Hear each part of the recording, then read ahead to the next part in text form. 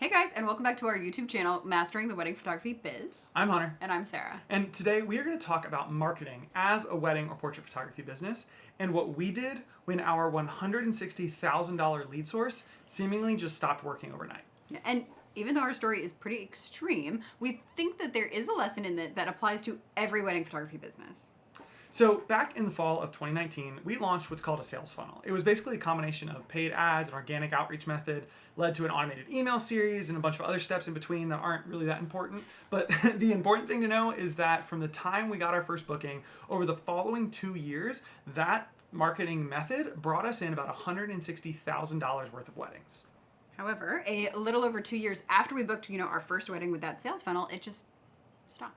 A combination of, Facebook's changing algorithms, our new pricing structure, iOS 14's new privacy rules, and just probably honestly a bunch of factors that we don't even understand or know about, meant that what had been our largest ever lead source of booked weddings was just gone.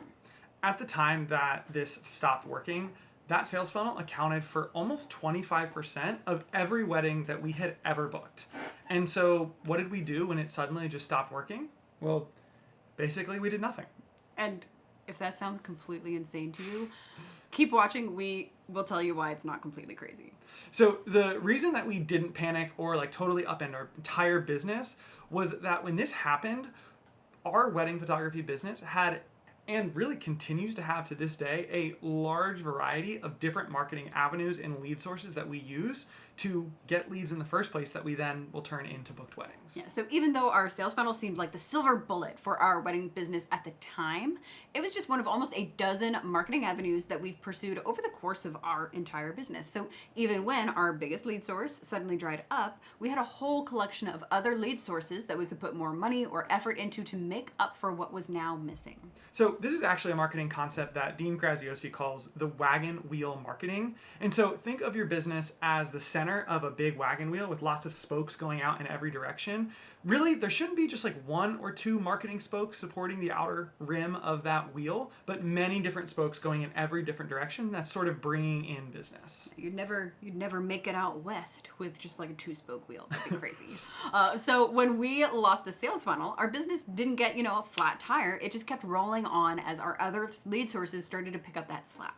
And the thing is, the sudden stop of one lead source in 2022, although it was the most extreme example of this happening to us, it wasn't the first time that something like this had happened. And so when we look back at each year of the last 7 years, the lead source that was the number one source for that particular year, there have been 5 different ones. So that means 5 out of 7 years, we had a brand new top lead source, meaning these things coming and going as the markets change and as our business changes is almost par for the course. And as of the recording of this video today, the lead source that's booked us the most weddings for 2024 is something that we've been investing in since 2019, but it's never made that number one spot until this year. And so that is a great example of why it really does pay to have more photography marketing sources. And the thing is, even if you aren't thinking about your, photography marketing sources, you have them. So if people are finding you, right? Somehow people are coming to your Instagram DMs or to your website, or they're messaging you on Facebook or whatever. And so if you're not really thinking about marketing and you're like, oh, I'm not doing any marketing, what that means is that word of mouth referrals, your friends and family talking about, oh, they're a good photographer, hire them, or social media are your 2 lead sources. You do have them. Somehow people are finding out about you. But the problem is, like we mentioned, only having 1 or 2 lead sources can make for a very lopsided wagon wheel. So if you were to invest in the stock market, even just a quick Google search is going to tell you that betting all of your money on 1 or 2 companies is dangerous. And that's going to tell you that diversifying your portfolio by buying stocks for a lot of different companies is going to be a safer bet. Marketing works in a very similar way. You never want to put all your business eggs into one marketing basket, because if something happens to that one company, your portfolio will tank. And if something happens to that one marketing method, suddenly you're out of business. And so diversifying your photography marketing sources is one of the best ways to protect your business, both today and in the long term. And maybe you're sitting there thinking diversifying has worked for you guys. But, my 1 or 2 lead sources, they're actually solid. The thing is, things that might seem solid today could change in an instant based on factors outside of your control. And this is especially true if you are relying on social media as one of or your only main marketing source. Because the thing is, every single one of these platforms is built on algorithms, and those algorithms change all the time without any warning and completely outside of your control. And one of these changes could make the difference between, oh, last week I was getting tons of eyeballs on my page and now I'm getting literally none. And not to mention the fact that your social media accounts, you could get banned from the platform for reasons outside of your control. You could get hacked, which is something that actually happened to one of our coaching students. And despite having worked on her pages for years, she had to start over completely at zero. And even if, that worst case scenario thing does not happen to you, as your business grows, what worked for a while just might not work anymore. It's pretty wild how well a photography marketing source can work for the low budget market, but not work at all in the mid-range market, and vice versa.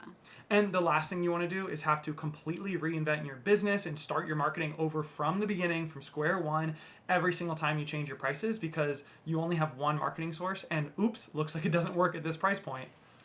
Now, if we've convinced you that it's time to diversify your photography marketing sources, but you just aren't sure what the next step would be or should be, this is where we could come in to help.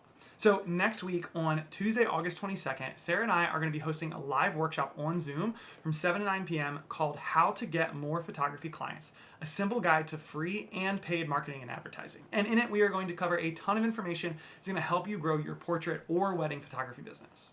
In this 2-hour workshop, we are going to cover the fundamentals of marketing and advertising in case that's just totally new to you. Then we are going to walk you through more than a dozen different photography marketing sources, some that require investment of time and energy and some that you pay for, and where they might fit into your, photography marketing wagon wheel. And once we've shown you all of those different options that you can sort of pick and choose from to build your own marketing sources, we're going to teach on just some general tips and tricks and best practices that apply to really all marketing so that you can avoid some of the most common pitfalls that we see newer photographers making. If you are interested in the workshop, click the link in the description or just go to hunterandsarah.com/workshops to learn more. And if you're watching this video after August of 2023, there's still good news. The recording of this workshop is available for sale, so you can still access all this great info, even if you missed the workshop itself, which is going up on Tuesday. And, but if you are watching this video live, don't wait to get your tickets because we do sell tickets to the live event for half off compared to the replay, which is available for purchase afterwards. As always, friends, please like and subscribe so you will get notified when we drop new education content next week and every week after, and just comment below if you have any questions. And if not, we will see you guys next week.